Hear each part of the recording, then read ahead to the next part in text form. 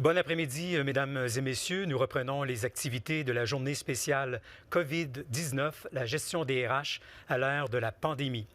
Alors tout de suite, nous allons rejoindre Manon Poirier et son invité spécial. Manon? Merci Bruno. C'est avec plaisir que je prendrai les prochaines minutes pour m'entretenir avec M. Jean Boulet, CRHA, ministre du Travail, de l'Emploi et de la Solidarité sociale. M. Boulet, merci beaucoup d'avoir accepté notre invitation dans un horaire qui doit être extrêmement chargé ces temps-ci. Merci Manon. Je profite de l'occasion pour saluer tous ceux qui participent à ce webinaire. Ça me fait évidemment toujours plaisir de communiquer avec les membres de la corporation. Mais merci de le faire. Hier, justement, vous annonciez un programme Action concertée pour le maintien en emploi. C'est un investissement de 100 millions de dollars. Bien sûr, vous avez un auditoire là, très intéressé à ce programme-là. Est-ce que vous pourriez nous en présenter là, les paramètres? Oui, c'est un programme d'aide concertée pour la formation. Vous savez, dans le contexte de la pandémie actuellement, il y a beaucoup d'entreprises qui doivent soit réduire les heures de travail ou faire des mises à pied. Donc, il faut se servir de ces heures-là pour les rentabiliser et c'est par la formation qu'on peut le faire. Donc, c'est un programme qui permet de rembourser par des subventions salariales jusqu'à 100 000 $ par entreprise. C'est 100 % des dépenses de formation admissibles, donc les coûts du formateur externe, les coûts inhérents en matière d'organisation des ressources humaines et, bien sûr, le salaire des salariés qui font l'objet de la formation. C'est une formation qui vise à fidéliser notre main-d'œuvre et à la préparer en vue de la reprise économique. Et ça concerne des sujets extrêmement variés. L'offre de formation est déjà prête. Elle est issue d'une collaboration entre les universités, les collèges, les commissions scolaires et les ordres professionnels. Ce n'est pas une offre de formation qui est statique, qui peut être bonifiée. Je sais que avec les CRHA, on peut faire beaucoup. Je sais que vous êtes très impliqués en matière de formation. Ça va évidemment viser tous les secteurs, là, que ce soit les compétences numériques, la littératie, le marketing, les langues, l'organisation du travail, la gestion prévisionnelle de la main-d'œuvre ou une bonification des apprentissages des salariés dans le champ d'activité des entreprises qui sont concernées. Donc, j'étais heureux d'annoncer ce programme-là. J'avais eu une communication hier matin avec l'Assemblée délibérante de la Commission des partenaires du marché du travail qui a été très présente dans l'élaboration puis la confection de ce programme-là. Et ça fait l'unanimité dans les milieux patronaux, syndicaux, monde de l'éducation et évidemment le réseau communautaire québécois. Or, essentiellement, c'est le programme que j'ai annoncé hier. Merci. En effet, l'accueil est extrêmement positif parce que le défi, un des défis, bien sûr, dans ce contexte-ci, c'est de maintenir le lien d'emploi pour certaines organisations qui ont dû faire procéder à des licenciements. Donc, comment maintenir ce lien d'emploi, mais aussi se préparer au retour. Donc, et on a déjà jasé par le passé, vous et moi aussi, des défis du Québec sur la productivité. Alors, c'est une belle occasion de profiter de ce moment très particulier pour investir dans la formation. Les PME ont souvent peu de ressources donc peu de professionnels en ressources humaines au sein de leur organisation ou pas du tout pendant les petites organisations.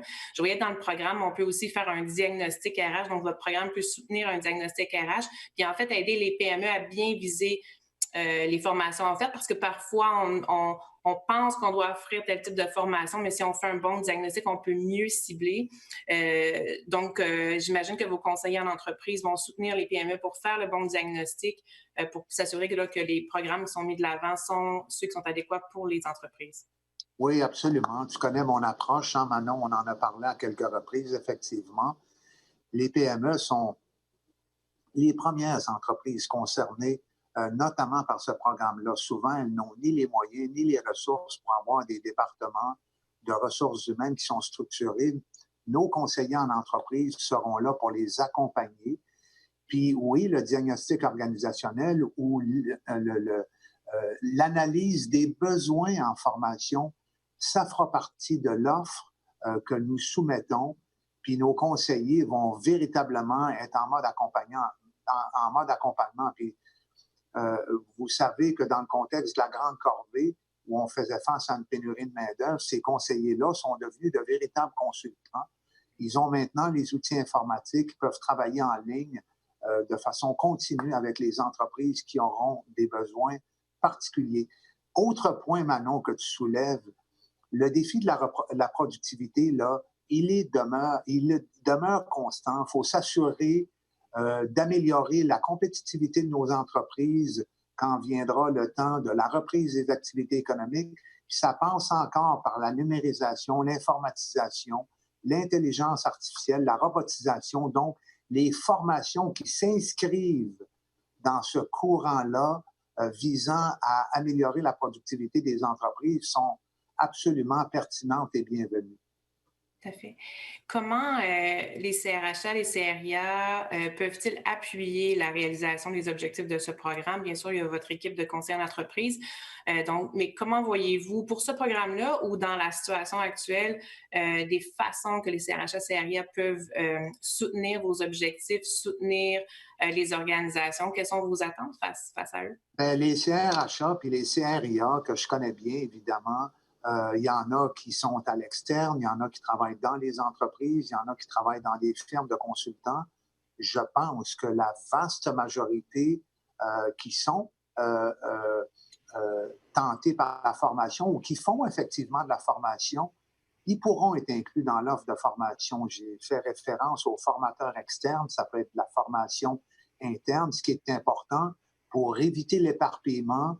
Puis pour éviter la dilution quant à la qualité de la formation, ce que je recommande, c'est que ces formateurs-là, CRHA, CRIA notamment, qui ont les qualifications pour le faire, passent par le canal des conseillers en entreprise. Dans les services Québec, on a des bureaux dans les 17 régions administratives du Québec et les conseillers vont les guider puis ils vont leur permettre de donner la formation qui sera admissible et réclamée par la suite par l'entreprise bénéficiaire.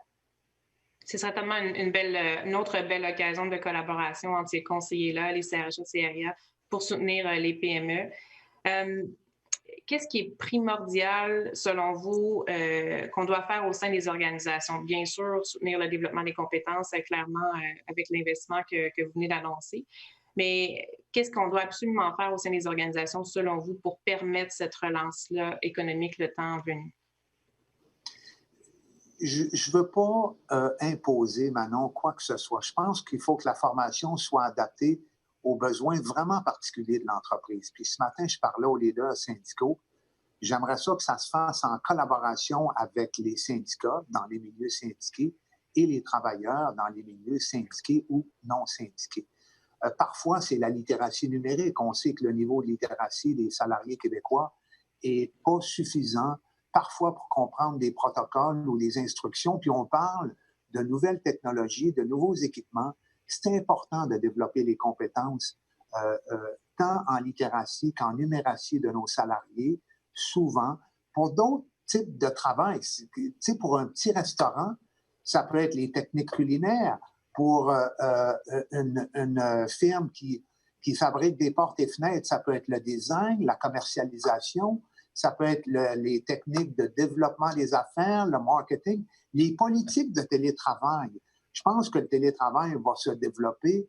On va réaliser au Québec l'importance que ça peut avoir pour permettre une aussi bonne prestation de travail en qualité qu'en quantité. Donc, pour élaborer des politiques de télétravail, en fait, c'est extrêmement éclectique, Manon. Il faut, je pense, que ça soit vraiment compatible avec les besoins particuliers de l'entreprise concernée et, évidemment, avec une saine collaboration des syndicats et des travailleurs. Oui. Mais je pense que si un programme comme ça permet vraiment la personnalisation aux besoins de l'entreprise, ce sera d'autant plus porteur pour l'avenir. Donc, d'ouvrir, d'avoir cette flexibilité dans votre programme pour que ce soit pertinent, je pense que c'est la bonne approche. Ça va vraiment venir soutenir les organisations. Bien sûr, on est dans plein de mesures, la situation est critique.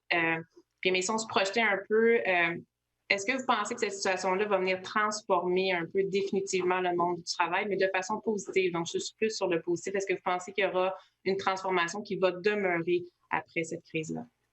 Absolument. On est en train de redéfinir une société par l'application de ces mesures, par la détermination de nouveaux paramètres de ces programmes. Je pense que ça va changer les habitudes, les comportements. Puis moi, je compte beaucoup sur les CRHA et les CRIA pour devenir des agents de ce changement-là au sein des organisations dans lesquelles vous œuvrez, indépendamment du secteur privé, public, parapublic. Il va falloir aussi tellement faire la promotion de l'importance de la capacité d'adaptation des individus, des groupes, des organisations et des collectivités. Et moi, je pense que ultimement, ce sera bénéfique. Évidemment, là, on passe une période qui est difficile, c'est cependant temporaire, puis ça fait cliché de le dire, mais tu sais, quand M. Legault référait à la discipline, la rigueur des Québécois dans le respect des consignes sanitaires enseignées par la santé publique, il faut que ça nous rende fiers. On est les Québécois, on est près les uns des autres, il faut continuer à l'être. Puis dans nos nouvelles habitudes, dans notre redéfinition sociale et économique, il va falloir demeurer constamment fidèles. Sur ces paroles qui nous portent vers l'avenir, je vous remercie encore d'avoir pris ce temps-là pour vous adresser à nos membres et à tous ceux qui assistent à ce webinaire. On a eu la chance d'échanger par le passé, vous et moi, notamment au dernier congrès. Je ne pensais pas un jour vivre ça. J'ai eu l'impression de vous inviter dans mon salon. Alors, merci encore beaucoup de votre disponibilité. Bonne chance pour la suite. Merci, Manon. Au plaisir de se revoir bientôt. Puis salutations à tous vos membres. Merci et bonne journée. Puis bon courage à tout le monde.